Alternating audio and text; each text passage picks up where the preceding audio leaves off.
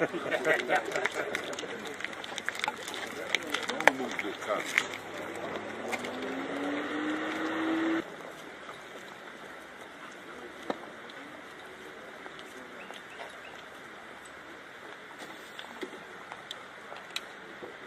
They have come to praise the way from the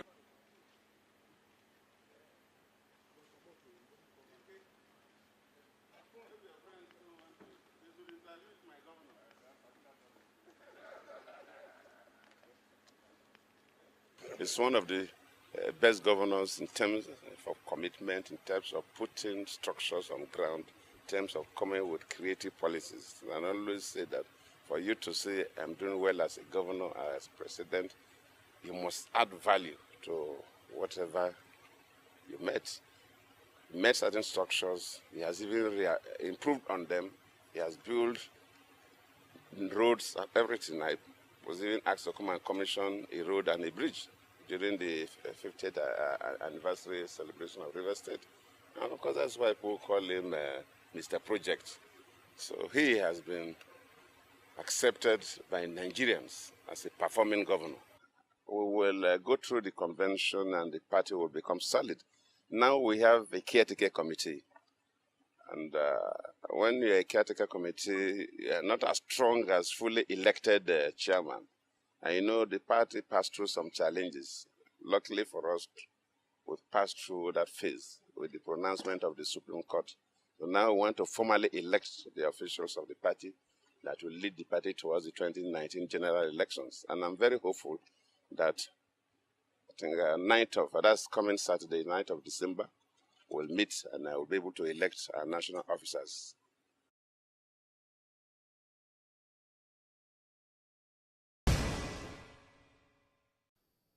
Now let's talk to our political correspondent, Seun Okibaloyi, who's been monitoring the non-elective convention of the PDP. Seun, tell us what's new at this time. President Republic. Well, it's gotten underway very much, and there are major pronouncements that are being made here today. But right about now, the former president, Goodluck Jonathan, who is the leader of the party, has been speaking on the podium. Let us allow you to listen to some of his thoughts as he's speaking here at the National Convention of the PDP.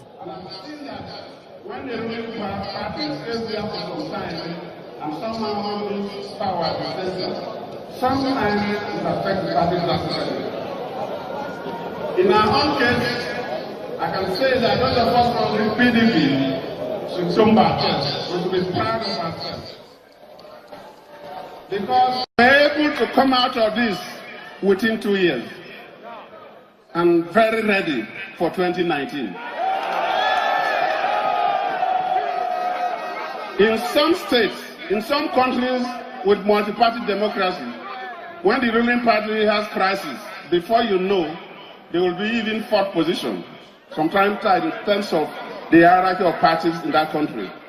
PDP is still the largest party in Nigeria.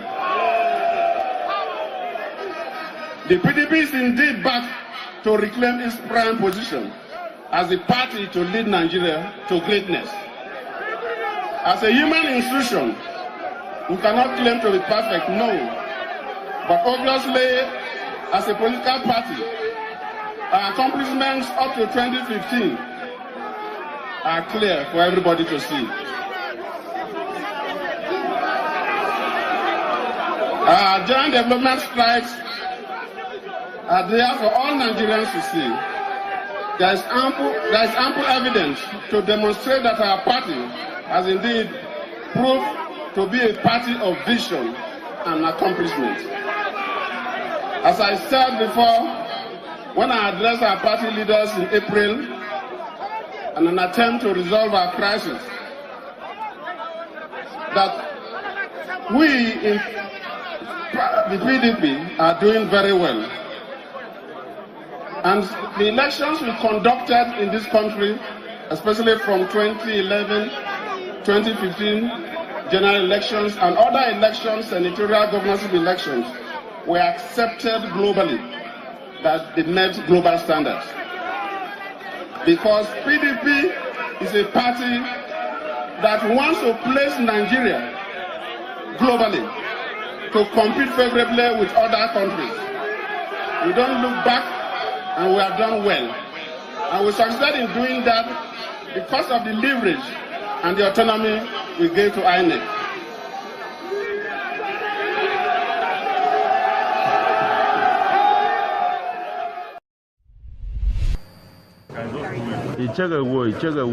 "12 political parties in Akwa Ibom State are taking part in the local government elections in the 329 wards across the 31 local government areas of the state. A total of 900 candidates were cleared by the Akwa Ibom State Independent Electoral Commission to contest the elections. The turnout for the polls was generally impressive. Although late arrival of materials was experienced at some centers, the exercise went on smoothly. Governor Udom Emmanuel and his wife cast their votes at the governor's hometown of Awa in Ona local government area amidst cheers from the people.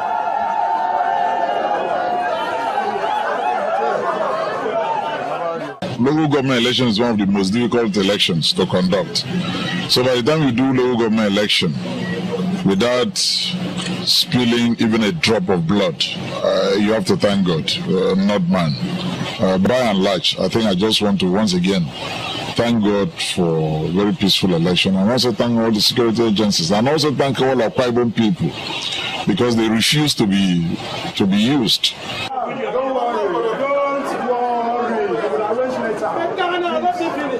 Agents of the two major political parties, the People's Democratic Party and the All Progressives Congress, also gave an assessment of the polls. The turnout has been impressive. You can see the line. The turnout is very, very impressive, and so far we have done accreditation and voting has since commenced. So everything is done peacefully. As you can see, the election is free of there is no problem, there is no challenging. Collation of results has already begun, with final results expected on Sunday.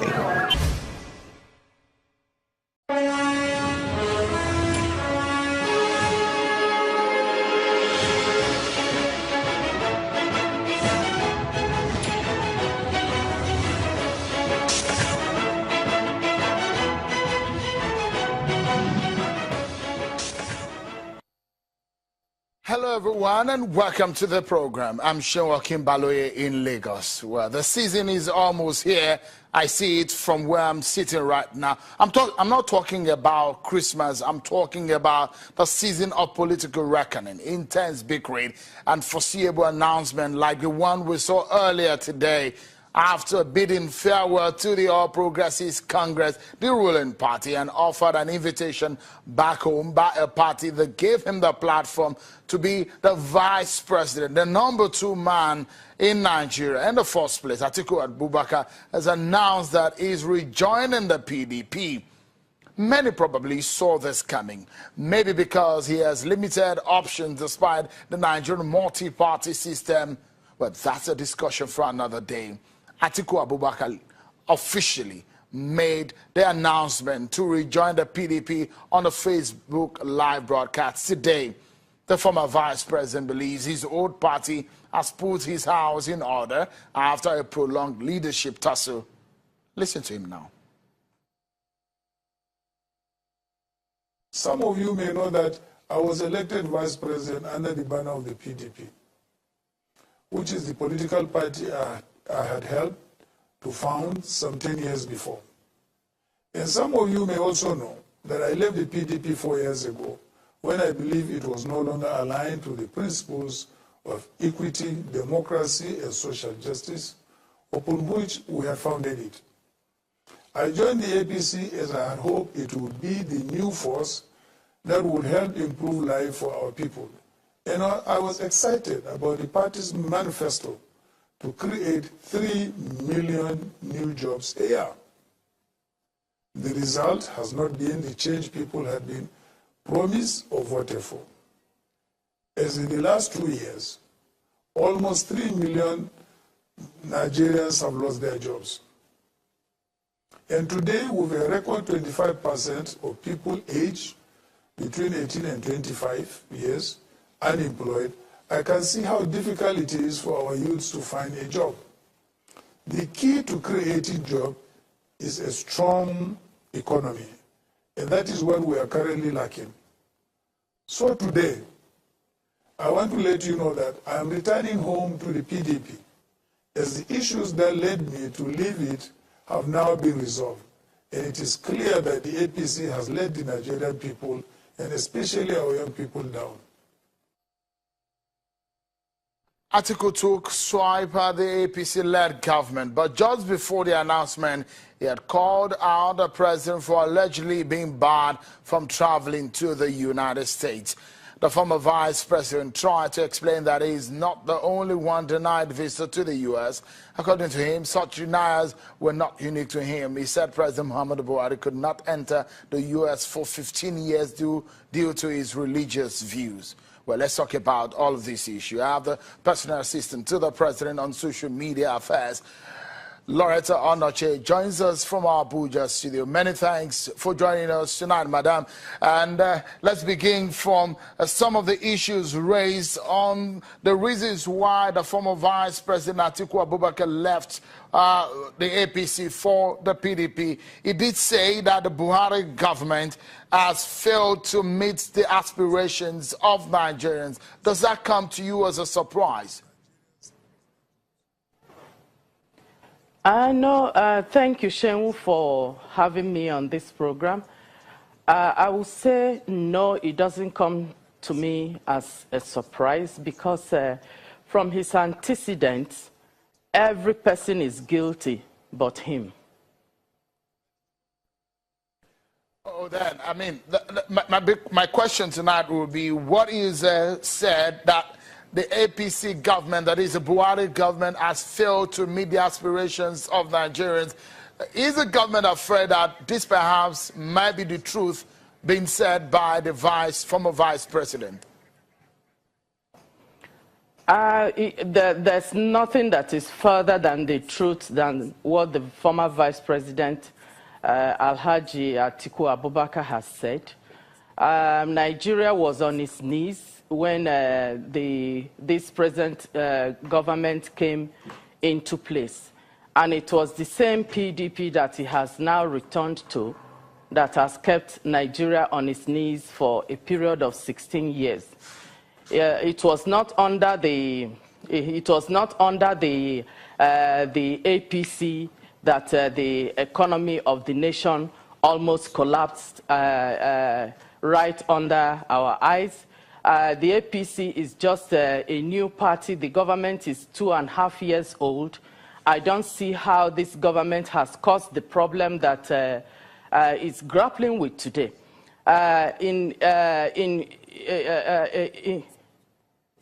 The truth is that what this government has done is to try, and they are trying really very hard to clean the mess that the PDP has made over the last 16 years.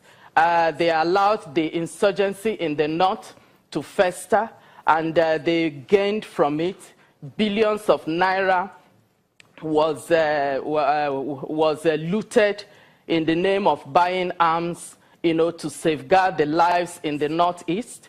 But that every Nigerian now know that they did not do anything in the southeast. What they did was they looted the funds and allowed villages to be sacked. They allowed innocent men and women to be driven out of their villages. A few weeks ago, or is it a few days ago, 2 young children that have not seen their mothers for 7 years were reunited under this government. As we speak, there is no inch of this country that is still under the occupation of the Boko Haram as it was under PDP. And this government, all it has done since it has come on board is to clean the mess and try to pull us out of the mess that the PDP has put us in. The diversification of the economy under PDP, this nation made so much money. There was oil boom, but they just wasted the whole they wasted the whole amount of money that was realized from the sales of oil. It did not occur to them that such amount of money could have been used to diversify the economy, improving the infrastructures so that jobs could be created. It's under PDP that hundreds of thousands of people were scammed in a bid to be given jobs, at stadia across the nation. What this government has done is to work on the diversification of the economy, and it's working because we are now out of recession. A lot of our young people are getting into agriculture. Many of them are gaining skills that they could not even gain while in the university. They're under PDP. Our universities produced young people with no life skills.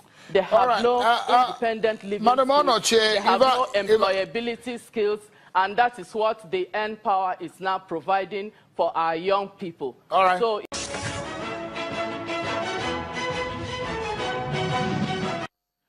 thank you, everyone, for staying with us. Well, let's get back to our Abuja studio, where the president's social media assistant, Ms. Loretta Onoche, has been talking to us on the issues raised by the former Vice President Atiku Abubakar, who announced his movement to the PDP tonight. Earlier today. Well, a lot of people will say they're not surprised as that. But let me come to you with this one.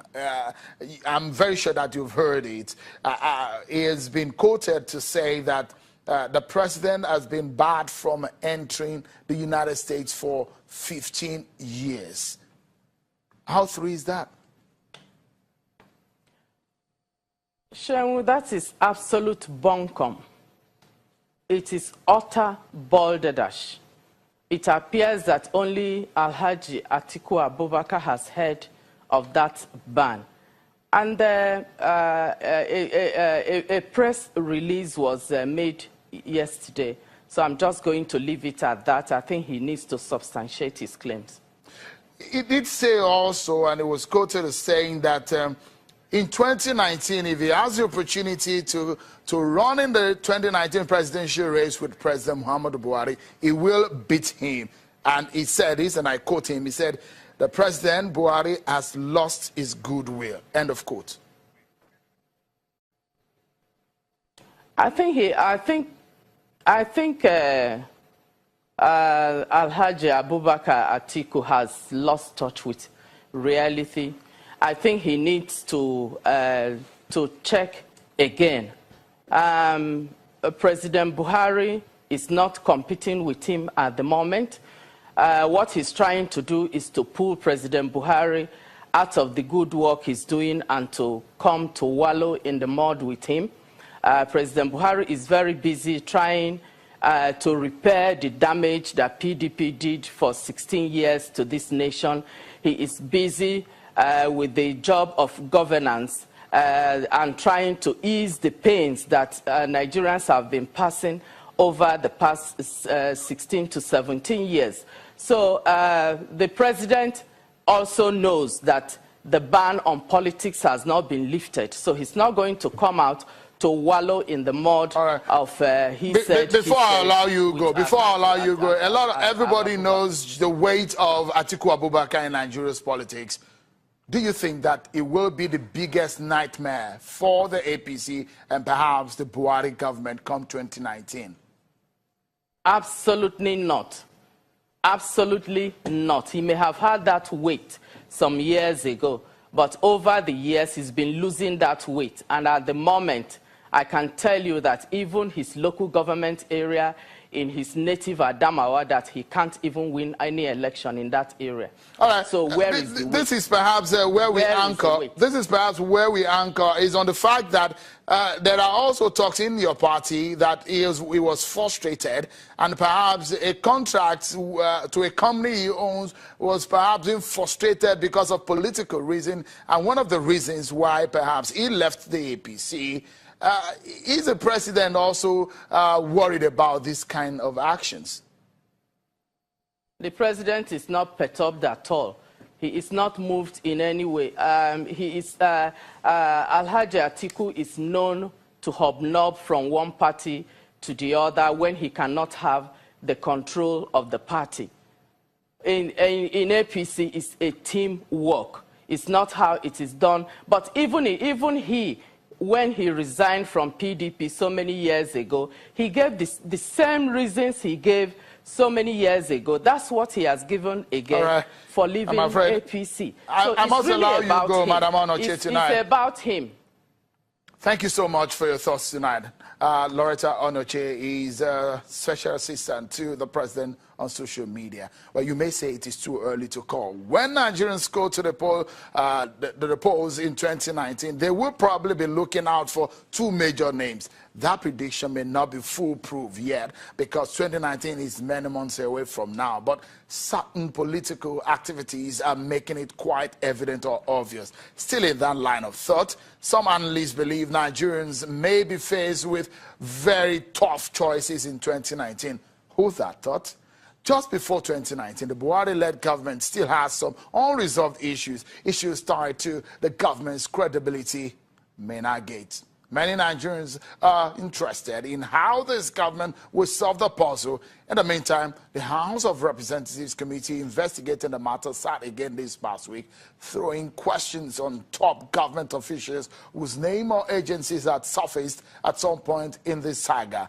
The lawmakers got answers, but there are still unanswered questions.